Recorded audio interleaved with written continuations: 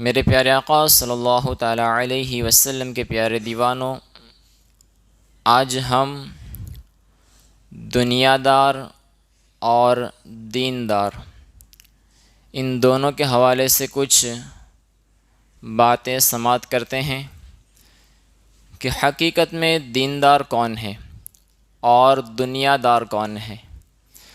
آج ہم کیا سمجھتے ہیں کہ دنیا میں جس کے پاس پیسہ ہے تو پھر ہم سمجھ لیتے ہیں کہ یہ دنیا دار ہے، اور کوئی بندہ ہے جو مسجد کے چکر کاٹتا ہے تو ہم سمجھتے ہیں کہ یہ دیندار ہے۔ لیکن حقیقت میں دیندار کون ہے اور دنیا دار کون ہے؟ تو ایک دم سیدھی بات ہے، سیدھے الفاظ کے اندر ہے کہ دنیا دار وہ ہے جو رب تبارک و تعالیٰ کو بھول جائے، وہ دنیا دار ہے، اور جو رب تبارک و تعالیٰ کو یاد رکھے وہ دیندار ہیں۔ فرمایا کہ اگر کوئی بندہ بازار کے اندر وہ تجارت کرتا ہے اور وہاں پر وہ رب تبارک و تعالیٰ کو یاد رکھتا ہے، اور رب تبارک و تعالیٰ کو یاد رکھنے کے بعد وہ تجارت کرتا ہے، بزنس کرتا ہے، اس میں جھوٹ نہیں بولتا، کسی کو دھوکہ نہیں دیتا، رب تبارک و تعالیٰ کو یاد رکھتا ہے کہ میں جو بھی کر رہا ہوں وہ رب مجھے دیکھ رہا ہے، تو فرمایا کہ وہ بازار میں رہنے کے بعد بھی وہ دیندار ہیں۔ یہ نہیں کہ بازار میں اگر کوئی بندہ جاتا ہے تو دنیا دار ہے، اگر وہ وہاں پر بازار کے اندر بھی رب تبارک و تعالیٰ کو یاد رکھتا ہے تو وہ دیندار ہیں۔ اور فرمایا کہ ایک بندہ ہے کہ اگر وہ مسجد میں آتا ہے اور وہ سوچتا یہ ہے کہ لوگ مجھے نمازی کہیں، مجھے دیندار کہیں، دوسروں کو دکھانے کے لیے نمازیں پڑھتا ہے، دوسروں کو دکھانے کے لیے قرآن کی تلاوت کرتا ہے، تو فرمایا کہ یہ دیندار نہیں، یہ دنیا دار ہے، کیونکہ یہ دنیا کو دکھانے کے لیے نماز پڑھتا ہے، دنیا کو دکھانے کے لیے عبادت کرتا ہے، تو فرمایا کہ وہ مسجد میں آنے کے بعد بھی دنیا دار ہے۔ یعنی مسجد میں آؤ تو صرف اور صرف نیت یہ ہونی چاہیے کہ میں عبادت رب تبارک و تعالیٰ کے لیے کرتا ہوں، کسی کو دکھانے کے لیے نہیں۔ تو فرمایا کہ یہ دیندار اور دنیا دار میں فرق ہے۔ اور آج ہم یہ سمجھتے ہیں کہ جس کے پاس دولت ہوتی ہے ہم سوچ لیتے ہیں یہ دنیا دار ہے، اس کے پاس بڑی دولت ہے، لیکن یاد رکھیں کہ صحابہ کرام کے پاس بھی دولت بہت تھی۔ حضرت عثمان غنی، آپ دیکھیں کتنی دولت تھی آپ کے پاس، لیکن کیا کوئی ان کو دنیا دار کہتا ہے؟ ہرگز نہیں، دیندار ہی کہتے ہیں۔ تو یہ نہیں کہ جس کے پاس دولت ہے وہ دنیا دار ہے، بلکہ آپ دیکھیں کہ حضرت عثمان غنی نے جو جنت خریدی تھی وہ کس بنا پہ خریدی تھی؟ کہ آپ کے پاس دولت تھی، آپ نے دولت دے کر جنت کو خریدا تھا۔ فرمایا گیا کہ جب مدینہ شریف میں میٹھا پانی نہیں تھا تو اس وقت صحابہ کرام حضور کی بارگاہ میں آئے اور کہا کہ حضور ہمارے پاس پانی نہیں ہے، پانی کا کچھ انتظام کریں۔ تو حضور نے کہا کہ میٹھا پانی؟ تو کہ ہاں، مدینہ شریف میں صرف ایک شخص ہے اس کے پاس میٹھے پانی کا کنواں ہے۔ تو حضور خود وہاں پر گئے، اور وہاں پر جانے کے بعد اس شخص کہا جس کا کنواں تھا کہ میں تجھے بڑی اس کی رقم دوں گا، تو مجھے یہ کنواں دے دے۔ تو وہ کنویں کا جو مالک تھا وہ کہتا ہے کہ آپ مجھے کیا دیں گے؟ تو حضور نے کہا کہ تو مجھے کنواں دے دے، میں تجھے جنت دیتا ہوں۔ کیا کہا؟ کہ تو مجھے کنواں دے دے، میں تجھے جنت دیتا ہوں۔ اب وہ شخص کہتا ہے کہ حضور مجھے پیسے چاہیے، مجھے پیسے چاہیے۔ تو حضور وہاں سے تشریف لے آئے، اور جب شام کو حضرت عثمان غنی کو پتہ چلا کہ آج حضور کنویں والے کے پاس گئے تھے اور کنویں کا سودا کر رہے تھے، جب آپ کو یہ ساری بات پتہ چلی کہ کنویں والے نے پیسے مانگے ہیں، تو آپ وہاں پر پہنچے اور اس کو جتنے پیسے چاہیے تھے اس کو پیسے دے دیے۔ اور پھر حضور کی بارگاہ میں آنے کے بعد کہتے ہیں حضور آپ جو صبح سودا کرنے گئے تھے کیا وہ اس کے لیے خاص تھا یا سب کے لیے ہے؟ تو فرمایا کہ سب کے لیے ہے، ہمیں صرف کنویں سے مطلب ہے، جو بھی ہمیں وہ کنواں دے گا ہم اسے جنت عطا کریں گے۔ جو بھی ہمیں وہ کنواں دے گا ہم اسے جنت عطا کریں گے۔ تو عثمان غنی کہتے ہیں کہ حضور وہ کنواں میرا ہے اور میں یہ کنواں آپ کو دیتا ہوں۔ تو حضور نے اس وقت ارشاد فرمایا کہ ہم نے تمہیں جنت دی، عثمان تم نے جنت کو خرید لیا۔ تو فرمایا کہ حضرت عثمان غنی نے جو جنت کو خریدا تھا وہ پیسوں سے خریدا تھا۔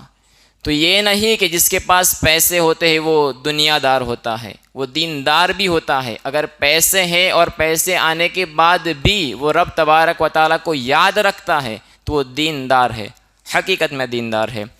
میرے پیارے آقا صلی اللہ تعالیٰ علیہ وسلم کے پیارے دیوانوں، اور فرمایا گیا کہ اگر آپ کے پاس دولت ہے اور اگر آپ اس دولت کو راہ خدا میں خرچ کرتے ہیں، رب تبارک و تعالیٰ کی راہ میں خرچ کرتے ہیں، دین کے کام میں لگاتے ہیں، تو فرمایا کہ یہ دولت آپ کے لیے جنت کا راستہ ہے، وہ دولت آپ کے لیے جنت کا راستہ ہے۔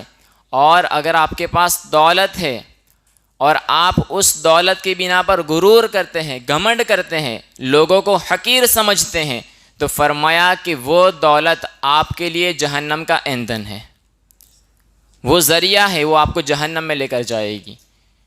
تو دولت ہو اور پھر بندہ رب تبارک و تعالیٰ کو یاد رکھے اور پھر اسے دین کی راہ میں خرچ بھی کرے تو پھر وہ دولت اس کے لیے جنت میں جانے کا سامان بن جاتی ہے۔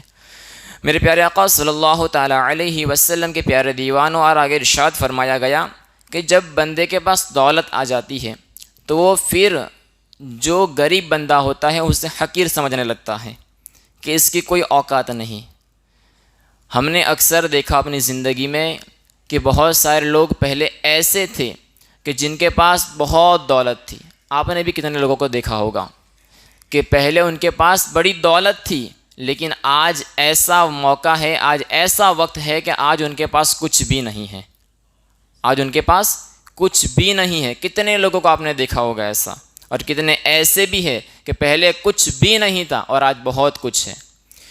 تو ہوتا کیا ہے، جب بندے کے پاس دولت آ جاتی ہے تو وہ لوگوں کو حقیر سمجھنے لگتا ہے کہ یہ تو اس کی کوئی اوقات نہیں، یہ تو چھوٹا ہے، یہ غریب ہے۔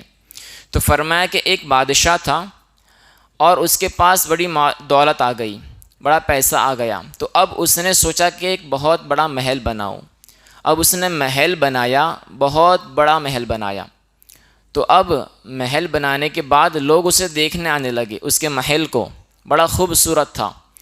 تو فرمایا کہ جب لوگ محل کو دیکھنے آتے تھے تو کیا دیکھتے تھے کہ محل کے بالکل بازو میں ایک جھونپڑی ہے، اس میں ایک بوڑھی عورت رہتی ہے۔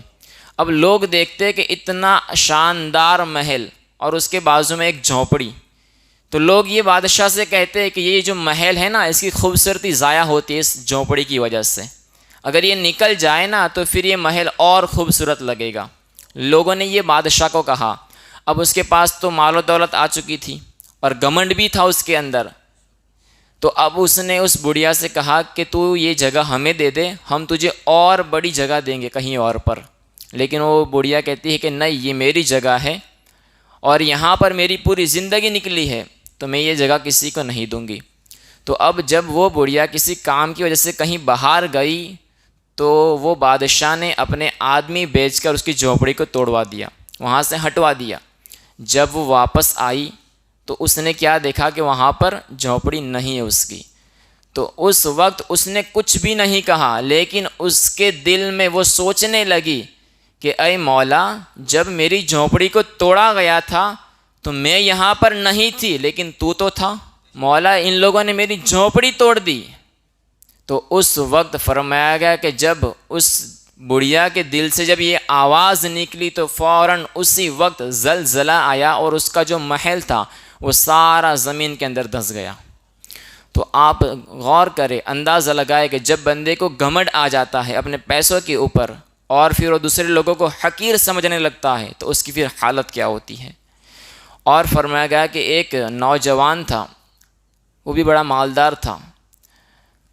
تو فرمایا کہ رمضان شریف کا مہینہ جب گزرا تو اس کے بعد عید کا دن آیا، تو عید کے دن وہ اپنے بچوں اور بیوی کے ساتھ کھانے بیٹھا ہوا تھا، دوپہر کا وقت تھا۔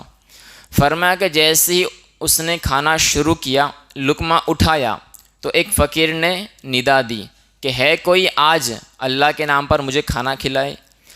تو اب وہ مالدار تھا، اس کے اندر بھی گھمنڈ آ چکا تھا پیسوں کی وجہ سے، تو اس نے جو اس کے نوکر تھے ان کو بھیج کر کہا کہ اس بندے کو یہاں سے باہر نکال دو، جو مانگنے آیا تھا نا فقیر، کہا کہ اس کو یہاں سے باہر نکال دو۔ تو اب نوکروں نے اس کو باہر نکال دیا۔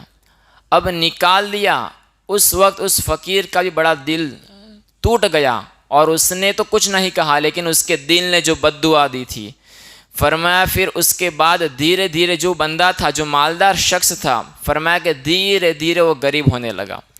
ایک وقت ایسا آ گیا کہ اس کے پاس کچھ بھی نہ رہا۔ تو اب جو اس کی بیوی تھی، اب اس کی بیوی نے بھی طلاق لے لی۔ طلاق لینے کے بعد اب وہ پھر بندہ بھیک مانگنے لگا۔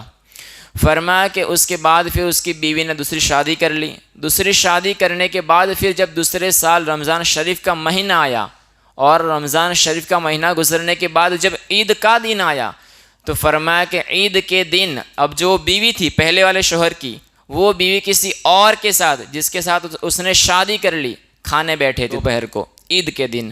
فرمایا کہ جب وہ لوگ کھانا شروع کر رہے تھے، پہلا لقمہ جیسے ہی اٹھایا، کسی نے دروازے پر آواز دی، ہے کوئی اللہ کے نام پر جو آج مجھے کھانا دے؟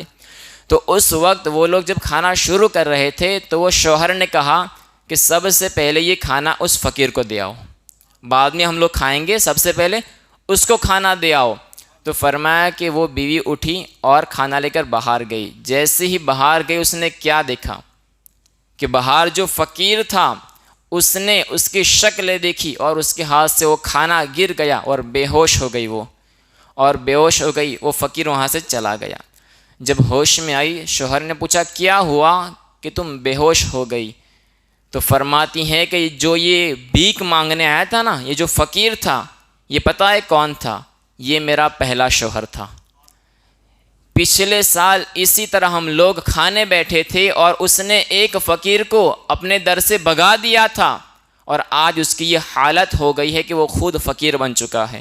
تو اس وقت اس کا شوہر کہتا ہے کہ جس فقیر کو اس نے بھگا دیا تھا نا، وہ فقیر میں ہی تھا، وہ فقیر میں ہی تھا۔ آج دیکھو میرے پاس کیا کچھ نہیں ہے، وہ فقیر میں ہی تھا۔ تو آپ دیکھیں کہ جب بندے کے پاس مال و دولت آ جاتی ہے اور پھر اس کے بعد گھمنڈ آ جاتا ہے، تو پھر وہ مال و دولت رب تبارک و تعالیٰ چھین لیتا ہے۔